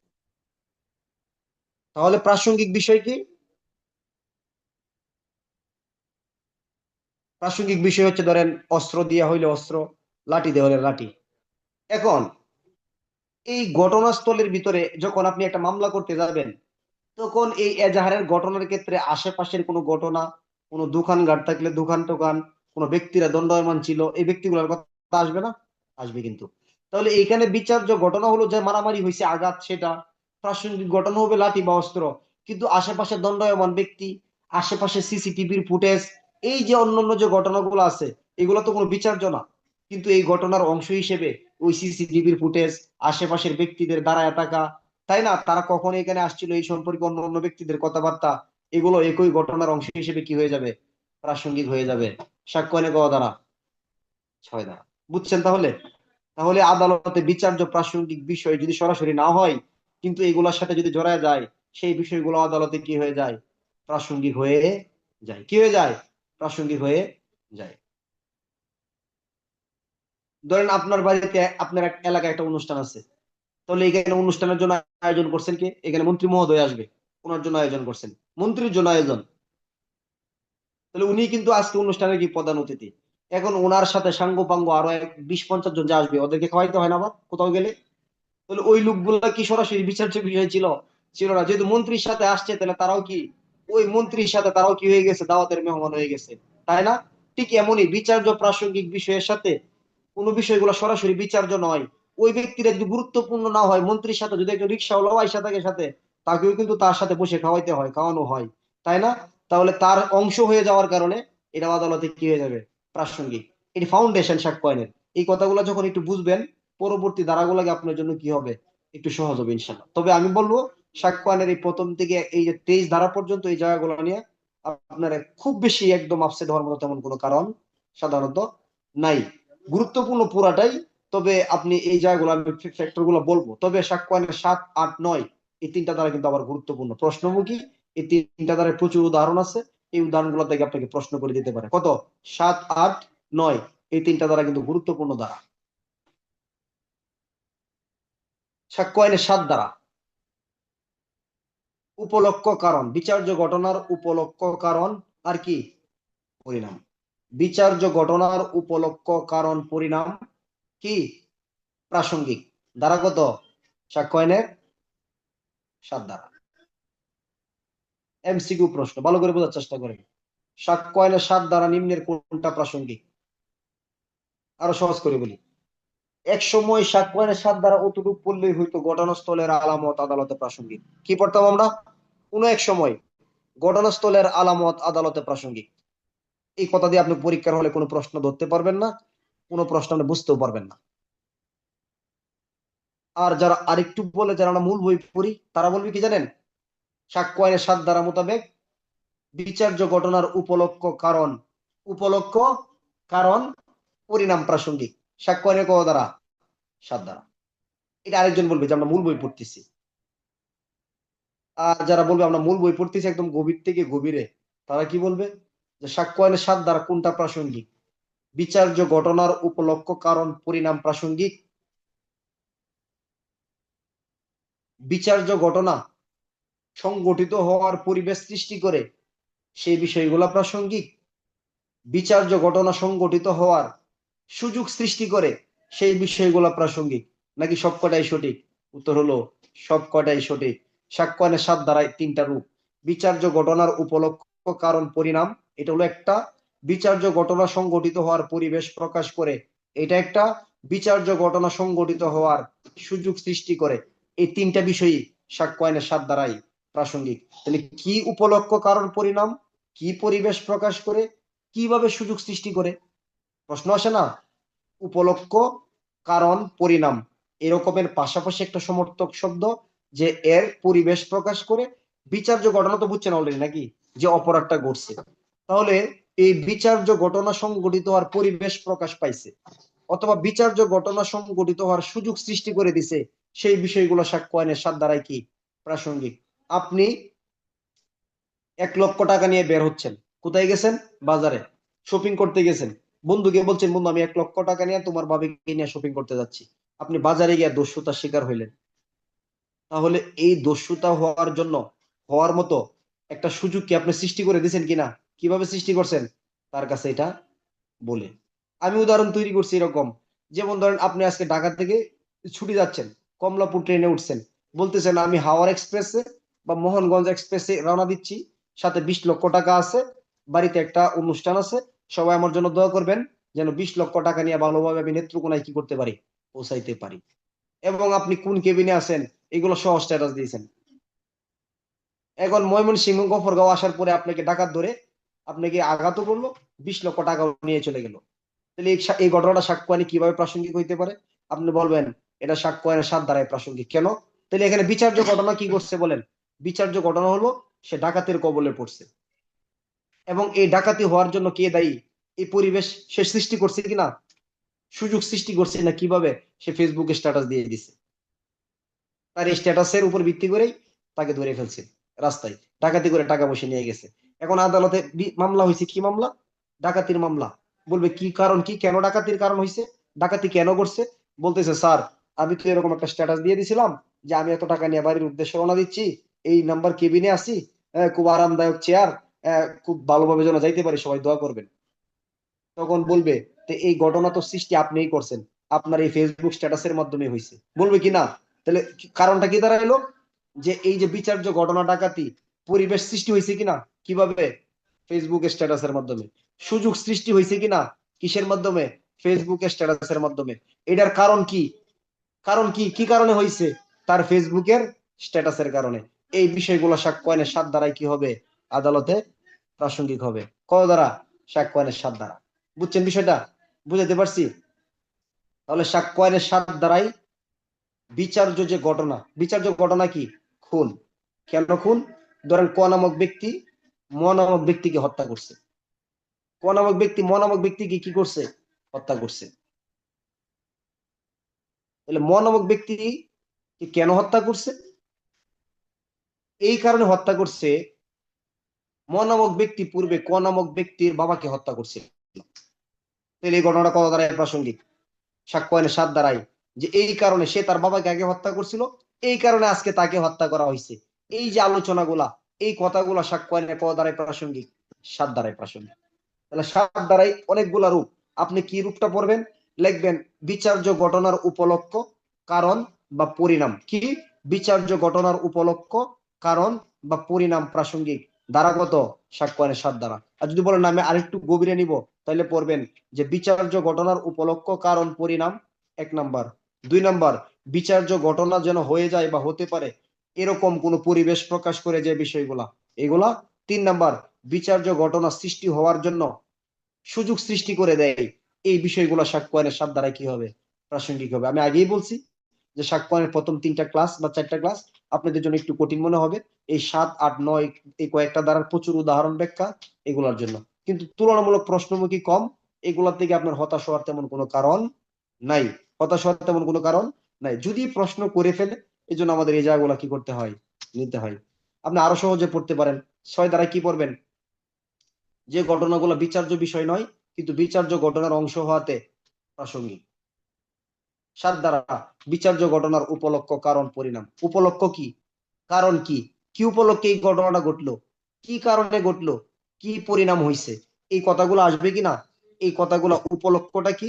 উপলক্ষ ফেসবুকে স্ট্যাটাস দিছে। উপলক্ষ কি? বন্ধুর কাছে বলছিল, তার কাছে এত টাকা আছে, এই জন্য তার এই আজকে দস্যুতার শিকার হলো বা ডাকাতির শিকার হলো। এগুলো উপলক্ষ, কারণ, পরিণাম হিসেবে প্রাসঙ্গিক সাক্ষ্য আইনের ক দ্বারা? সাক্ষ্য আইনের 7 দ্বারা। 8 দ্বারা হলো 4টে বিষয়। কি কি বিষয়গুলো? উদ্দেশ্য বা অভিপ্রায়, প্রস্তুতি, পূর্ববর্তী আচরণ এবং পরবর্তী আচরণ আদালতের প্রাসঙ্গিক। সাক্ষ্য আইনের ক দ্বারা? 8 দ্বারা। উদ্দেশ্য মানে কি? মানে ইন্টেনশন। উদ্দেশ্য বা অভিপ্রায় একই কথা। প্রস্তুতি, অপরাধের উপাদান কয়টা? একটা অপরাধ করতে গেলে কয়টা উপাদান লাগে বলছিলাম আমি আগে একবার, যে অপরাধ বিজ্ঞানের ভাষায় অপরাধের উপাদান হলো 4টা: উদ্দেশ্য, প্রস্তুতি, সমবেত এবং সংগঠন। উদ্দেশ্য লাগবে আপনাকে অপরাধ করার জন্য, প্রস্তুতি নিতে হবে, সমবেত হতে হবে এবং অপরাধটা ফাইনালি কি করতে হবে? সংগঠিত হইতে হবে। এটা হলো অপরাধের কি? উপাদান। এখন সাক্ষ্য আইনের 8 দ্বারাই এই উপাদানের প্রথম 2টা কথা বলতেছে, যে এই ঘটনার জন্য উদ্দেশ্য কি, প্রস্তুতি কি, আপনার পূর্ববর্তী আচরণ কি, পরবর্তী আচরণ কি। সাক্ষ্য আইনের 8 দ্বারাই এই বিষয়গুলো কি হবে? প্রাসঙ্গিক হবে। কিভাবে? জামিল নামক ব্যক্তি জসিম মোল্লাকে হত্যা করার জন্য, খুন করার জন্য, মেরে ফেলার জন্য পূর্ব থেকেই সে বিষ কিনে রেখেছিল। এটা কি হিসেবে প্রাসঙ্গিক হইল? এই যে আরো উল্লেখ করছে জামিল বিষ খাওয়া জসিমকে হত্যা করছে, তাহলে এই ঘটনা কি হিসেবে?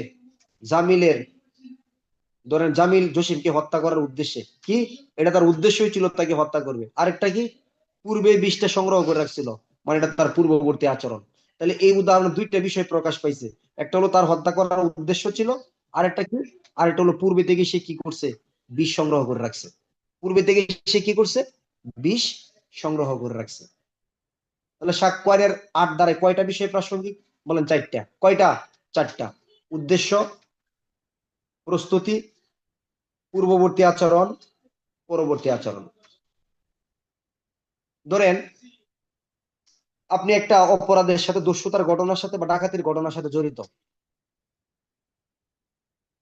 এখন জামাল মিয়াজি বলতেছে জনি নামক ব্যক্তিকে যে, জনি ভাই ওইদিকে কিন্তু পুলিশের গাড়ি শব্দ শুনছি, পুলিশ কিন্তু ওইদিকে আসতেছে।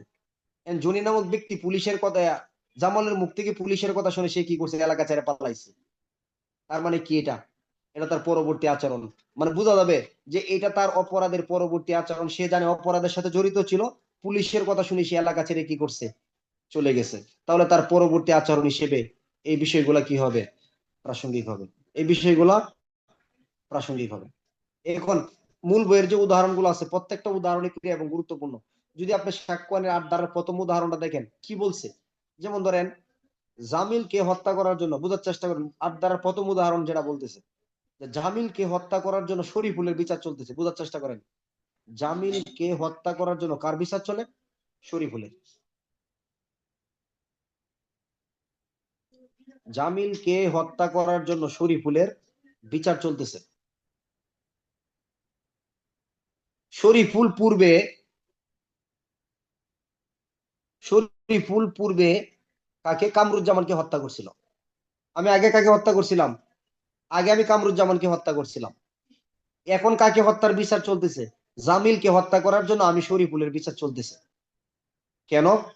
জামিল জানতো যে শরীফুল নামক ব্যক্তি পূর্বেই কামরুজ্জামানকে কি করছিল? হত্যা করছিল। এবং এটা বলে বলে প্রায় সময় সে শরীফুলকে কি করতো? ব্ল্যাকমেইল করতো এবং তার কাছে টাকা চাইতো, যে তুমি যে কামরুজ্জামানকে হত্যা করছিল আমি কিন্তু জানি, আমাকে টাকা না দিলে আমি এটা কি করব, বলে দিব। পরে আমি কাকে হত্যা করে ফেলছি, কাকে হত্যা করে ফেলছি পরে, আমি জামিলকে হত্যা করে ফেলছি, যে আমার বিপদে করতেছে। 2 দিন পরে পরে আমার থ্রেট দেয়, আমি জামিলও কি করে ফেলছি, হত্যা করে ফেলছি। তাহলে সাক্ষ্য আইনের 8 ধারার প্রথম উদাহরণ কিন্তু এটা, আপনারা দেখেন বইগুলো, যাদের কাছে বই আছে, যে কাকে, জামিলকে হত্যা করার জন্য শরীফুলের, আমি প্রত্যেকটা উদাহরণ আপনাকে সিরিয়ালি মুখস্থ বলে দিতে পারবো। মানে আমি এগুলো এত পরিমাণ পড়ছি, কিন্তু আমি আপনাকে বলতেছি না যে উদাহরণ মুখস্থ করে বলেন। মানে আমি মুখস্থ কেন বলতেছি, আমার এই কথাগুলো পড়তে পড়তে এগুলো মোটামুটি সেট হয়েছে। কিন্তু আপনি শুধু মূল ধারাটা বুঝেন, উদাহরণগুলো আপনি আপনার মতো তৈরি করবেন, উদাহরণগুলো কি করবেন, আপনি আপনার মতো করে তৈরি করবেন। তাহলে এই জায়গাগুলো আপনার জন্য কি হবে, ক্লিয়ার হবে। তাহলে জামিলকে হত্যা করার জন্য শরীফুলের বিচার চলতেছে কেন? জামিল জানতো শরীফুল পূর্বে জামাল মিয়াজিকে হত্যা করছিল, এবং এটা নিয়ে আমাকে সে বই দেখাইতো। তাহলে আমি এখন কেন জামালকে হত্যা করে, জামিলকে কেন হত্যা করে ফেলছি, কেন হত্যা করে ফেলছি বলেন? তাহলে আড্ডার কথা কি, উদ্দেশ্য, প্রস্তুতি, পূর্ববর্তী, পরবর্তী আচরণ। আমি এই উদ্দেশ্যে জামিলকে হত্যা করছি, যদি তাকে হত্যা না করি তাহলে সে পরে আমাকে বিপদে ফেলাই দিতে পারে, তাই কি না, আমি ফেসে যেতে পারি। এই জন্য পথের কাঁটা সরাই দিছি। জামিল আমাকে ব্ল্যাকমেল করতেছে, এই উদ্দেশ্যে আমি কি করছি, জামিলকেও হত্যা করে ফেলাইছি।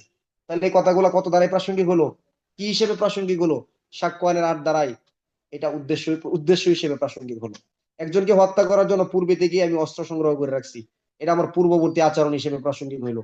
একজনকে হত্যা করার পরে আমি এলাকা ছাড়ে চলে গেছি, এটা আমার কি হইলো, পরবর্তী আচরণ হিসেবে প্রাসঙ্গিক হইলো।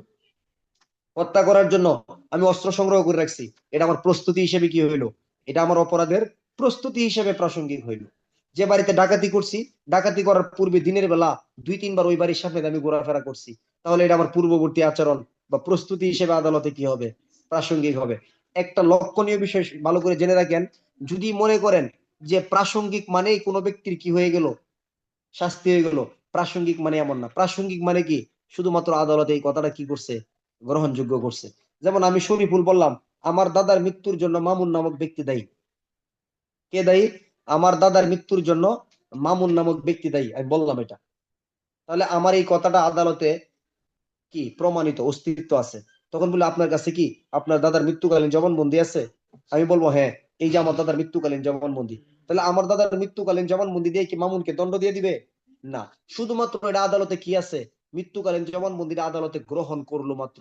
এরপরে সাক্ষ্য প্রমাণ সংগ্রহ, আরো অনেক রকমের জবানবন্দি, যারা পূর্ণ জেরার অনেক প্রক্রিয়া রয়ে গেছে। তার মানে প্রাসঙ্গিক মানে কোনো কিছু কি নয়, চূড়ান্ত প্রমাণ নয়। প্রাসঙ্গিক মানে শুধুমাত্র আদালত এটা কি করছে, বিচার্য বিষয়ের প্রয়োজনে আদালত শুধুমাত্র এটা গ্রহণ করছে, এরপর আর অনেক বিষয়ের বাকি থাকে। বুঝছেন বিষয়টা? তাহলে যে ঘটনাগুলো একই ঘটনার, যে বিষয়গুলো বিচার্য নয় কিন্তু বিচার্য ঘটনার অংশ, সেগুলো প্রাসঙ্গিক সাক্ষ্যের দ্বারা 6 দ্বারা। উপলক্ষ কারণ পরিণাম প্রাসঙ্গিক 7 দ্বারা। অথবা এটাকে যদি আরেকটু বড় করতে চান, বিচার্য ঘটনা সংগঠিত হওয়ার পরিবেশ প্রকাশ করে অথবা সুযোগ সৃষ্টি করে, সেই বিষয়গুলো প্রাসঙ্গিক কত দ্বারা, সাক্ষ্য আইনের 7 দ্বারা। উদ্দেশ্য, প্রস্তুতি, পূর্ববর্তী এবং পরবর্তী আচরণ প্রাসঙ্গিক, সাক্ষ্য আইনের কত দ্বারা, 8 দ্বারা। আগে থেকে এই সংগ্রহ করছেন, পরে আপনি এই কাজ করছেন, এই উদ্দেশ্যে তাকে মেরে ফেলছেন। আমরা কোথায় আছি এখন, আগেই বলছি যে সাক্ষ্য আইনের ক্লাস যতদিন করবেন কোথায় থাকবেন, আপনি বিচার কার্যক্রমে আদালতে অংশগ্রহণ করছেন, এরকম ভাবে আপনাকে কি করতে হবে, বিষয়গুলো মাথায় রাখতে হবে। আরেকটা ধারা পড়াবো শুধু আজকে, এটাই শেষ করে দিব।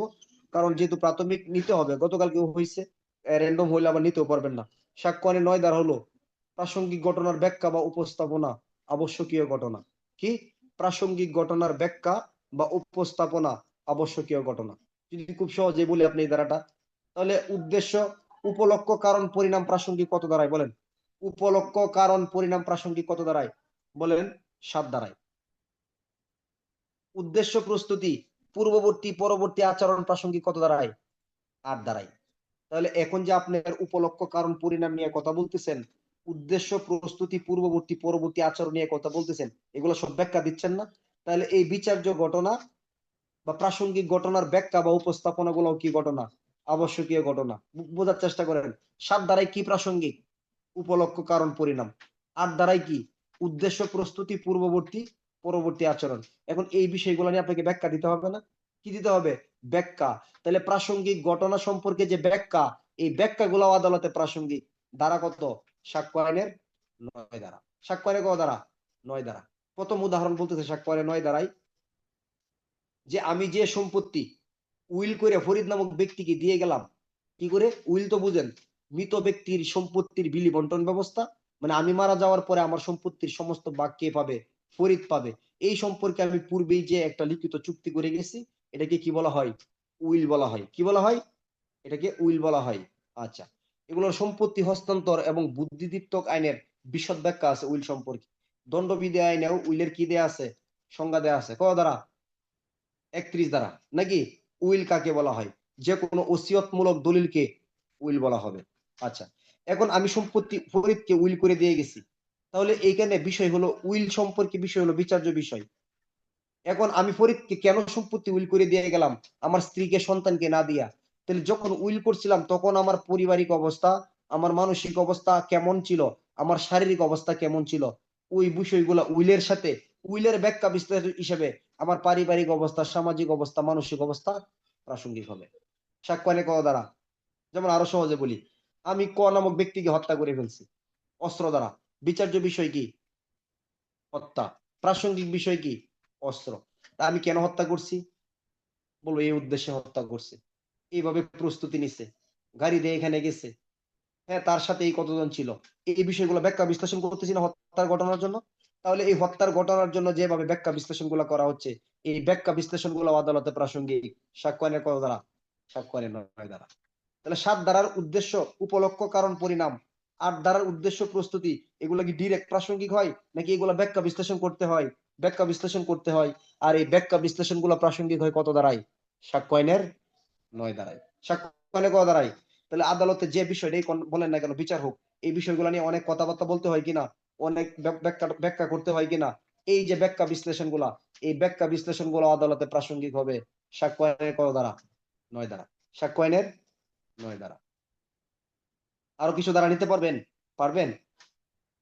দ্বারা কি পড়লাম আজকে? তাহলে আমরা 3 দ্বারা কিছু সংজ্ঞা পড়লাম: 59, 60, 61, 62, 63, 6, 7, 8, 9। একদম কম না। এভারেজ হিসাব করলে আমরা প্রায় 11টা ধারার মতো আলোচনা করে ফেলছি। নেওয়া যাবে না, কারণ আমি জানি এটা আপনাদের জন্য লোড হয়ে যাবে। তাহলে 3 দ্বারা যে বিষয়ে আদালতের অস্তিত্ব আছে তাকে বলে প্রমাণিত, যেগুলোর অস্তিত্ব নাই তাকে বলে মিথ্যা প্রমাণিত, যেটা প্রমাণিত হয় নাই, অপ্রমাণিত হয় নাই, তাকে বলা হয় কি? প্রমাণিত হয় নাই, মিথ্যা প্রমাণিত হয় নাই, তাকে বলা হয় অপ্রমাণিত। দালিলিক সাক্ষ্যের সংজ্ঞা 3 দ্বারা। দলিলের বিষয়বস্তু প্রাথমিক সাক্ষ্য, মাধ্যমিক সাক্ষ্যের মাধ্যমে প্রমাণ করা যায় 61 দ্বারা। দালিলিক সাক্ষ্যের প্রাথমিক সাক্ষ্যের সংজ্ঞা 62, মাধ্যমিক সাক্ষ্যের সংজ্ঞা 63 দ্বারা। মৌখিক সাক্ষ্য দ্বারা ঘটনা প্রমাণ করা যায় 59 দ্বারা। এটা অবশ্যই প্রত্যক্ষ হইতে হবে সাক্ষ্য আইনের 60 দ্বারা। আদালতে কোনো বিষয় অনুমান করবে বা অনুমান করতে পারে। কোন বিষয় আদালতে চূড়ান্ত ভাবে যদি প্রমাণিত না হয়, মানে কোন বিষয় প্রমাণিত না হওয়া পর্যন্ত দুই ভাবে করাইতে পারেন, কোনো সমস্যা নেই। দুই ভাষ্যতে দুই ভাবে কথা আসছে। কোন বিষয় আদালতে মিথ্যা প্রমাণিত না হওয়া পর্যন্ত আদালত এটা প্রমাণিত বলে কি করবেন? অনুমান করবেন অথবা প্রমাণ করার জন্য আদেশ দিবেন। আর যে বিষয়গুলো একবার প্রমাণিত হয়ে গেলে এটাকে আর মিথ্যা প্রমাণিত করার সুযোগ দেওয়া হয় না, সাক্ষ্য প্রমাণ নেওয়ার সুযোগ দেওয়া হয় না, সেটাকে বলা হয় চূড়ান্ত প্রমাণ 4 দ্বারা। প্রত্যেক বিচার্য, প্রত্যেক প্রাসঙ্গিক বিষয় সম্পর্কে সাক্ষ্য দেওয়া যায় সাক্ষ্য আইনের কত দ্বারা? 5 দ্বারা। ইহা ছাড়া অন্য কোনো বিষয়ে সাক্ষ্য দেওয়া যায় না। যে বিষয়গুলো সরাসরি বিচার্য নয় কিন্তু বিচার্য ঘটনার অংশ, বিচার্য ঘটনার সাথে জড়িত, সেগুলো প্রাসঙ্গিক সাক্ষ্য আইনের 6 দ্বারা। বিচার্য ঘটনার উপলক্ষ, কারণ, পরিণাম বা বিচার্য ঘটনা সংঘটিত হওয়ার পরিবেশ প্রকাশ করে, সুযোগ সৃষ্টি করে দেয়, সেই বিষয়গুলো প্রাসঙ্গিক 7 দ্বারা। প্রাসঙ্গিক ঘটনার জন্য বিচার্য ঘটনার উদ্দেশ্য বা অভিপ্রায়, প্রস্তুতি, পূর্ববর্তী এবং পরবর্তী আচরণ প্রাসঙ্গিক 8 দ্বারাই।